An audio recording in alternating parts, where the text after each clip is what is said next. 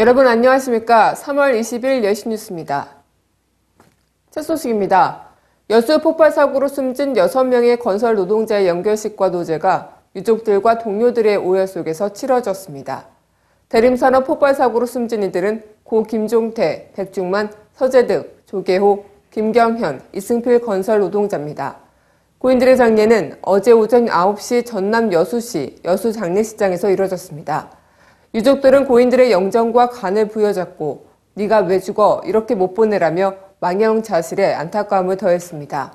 이어진 노제는 고인에 대한 묵상과 임을 위한 행진곡 제창으로 시작돼 신성남 전국 건설 플랜트 노동조합 여수 지부장과 마성희 정동 경서 지부장은 고인들 대신 살아있는 동안 제 몫을 다하겠다며 추모사를 전했습니다. 두 지부장의 추모사에 이어 망자의 한을 풀기 위한 살풀이가 이어지는 동안 유족과 노제 참석자들이 또다시 북받치는 눈물을 참지 못했습니다. 살풀이에 이어 현장 합동 분향소에서 고인들을 보내는 마지막 예를 갖추는 분향이 이어졌으며 이를 끝으로 고인 4명의 응구차는 여수로 2명은 순천의 화장장으로 향하면서 장례는 마쳤습니다. 이들 외에도 심각한 중상자 3명이 서울 한강성심병원에, 또 다른 3명이 광주 국민병원에, 비교적 가벼운 부상자 3명이 여수 전남병원에 14일 밤 이송돼 현재까지 입원 치료 중입니다. 또 지난 주말께 추가로 노동자 4명이 전남병원에 입원했으며 이날 장례식을 마친 뒤 3명이 더 입원할 예정이어서 중경상자는 11명에서 모두 18명으로 늘어날 것으로 보입니다. 다음 소식입니다. 이정희 통합진보당 대표가 원세훈 국정원장을 국가정보원법 위반 및 명예훼손 혐의로 고소했습니다. 이 대표는 어제 지난 대선 기간 국정원이 야당 후보 비방 및 종북 논란을 일으키기 위한 활동을 벌인 사실이 확인된 가운데 국정원 불법 정치 개입의 피해자 자격으로 고소할 것을 밝혔습니다. 한겨레는 입수한 국정원 내부 자료에 지난해 총선과 대선 국면에서 원세훈 국정원장이 직접 종북 논란을 불러일으키기 위한 활동을 지시, 주문한 내용을 담고 있다고 밝혔습니다. 그리고 이는 이와 무관치 않다고 한겨레는 분석한 바 있습니다. 또한 한겨레는 원세훈 국정원장의 지시가 담긴 문서와 국정원 직원 김 씨가 게시판 등에 올린 글은 상당한 유사성을 보인다고도 보도했습니다.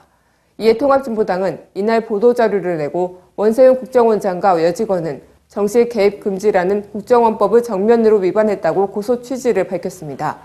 현행 국정원법 제9조는 직위를 이용하여 특정 정당과 정치인의 지지 또는 반대 의견을 유포하거나 여론을 조성할 목적으로 특정 정당이나 정치인에 대하여 찬양 내지는 비방하는 내용의 의견 및 사실을 유포하는 행위를 금지하고 있습니다. 또 이를 위반 시 5년 이하의 징역과 5년 이하의 자격정지에 처한다고 명시되어 있습니다.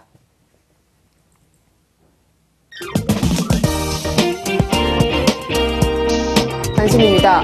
서울 노원병 보궐선거가 민주당 공천 여부에 따라 4파전 또는 5파전이 될 것으로 전망됩니다. 노원병 보궐선거에 가장 먼저 출사표를 던진 안철수 전 서울대 교수는 이미 민심 잡기 행보에 나선 상태입니다. 이어 안기부 엑스파일 사건으로 노원병 지역구 의원직을 상실한 노회찬 전 의원의 부인 김지선 씨가 진보 정의당 후보로 공천됐습니다. 또 새누리당에서는 허준영 전 경찰청장이 출마를 선언하고 공천을 기다리고 있습니다. 통합진보당에선 정태홍 서울시당 위원장이 노원병 후보로 확정됐고 민주당에서는 이동섭 노원병 지역위원장이 출사표를 던지고 공천을 촉구하고 있지만 민주당에서는 아직 공천 여부 자체가 결정되지 않은 상태입니다.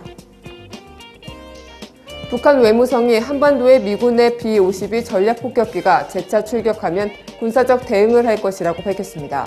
외무성 대변인은 오늘 조선중앙통신 기자와 문답에서 전략폭격기가 조선 반도에 다시 출격하면 적대 세력들은 강력한 군사적 대응을 면치 못하게 될 것이라고 주장했습니다. 앞서 북한 외무성은 지난 14일 한미합동군사훈련인 키2주부와 독수리 훈련에 대해 정전협정의 최대 유린 행위라고 지적한 바 있습니다. 검찰이 중소기업을 상대로 거액의 부당이익을 챙긴 외환은행을 압수수색했습니다. 검찰에 따르면 외환은행은 2006년부터 지난해 9월까지 전국 290여 개 영업점에서 변동금리부 기업 대출과 관련해 180억여 원을 과다 수취한 혐의를 받고 있습니다. 또한 금감원은 외환은행의 기간 경고와 함께 리처드 웨커 전 행장에게는 문책 경고, 레리 클레인 전 행장에게도 주의 조치를 내리고 전 현직 임직원 9명도 징계했습니다. 한편 이 같은 일은 미국계 사모펀드 롤스타가 외환은행의 대주주로 있던 시절에 대부분 벌어진 일이라 논란은 확대될 것으로 보입니다.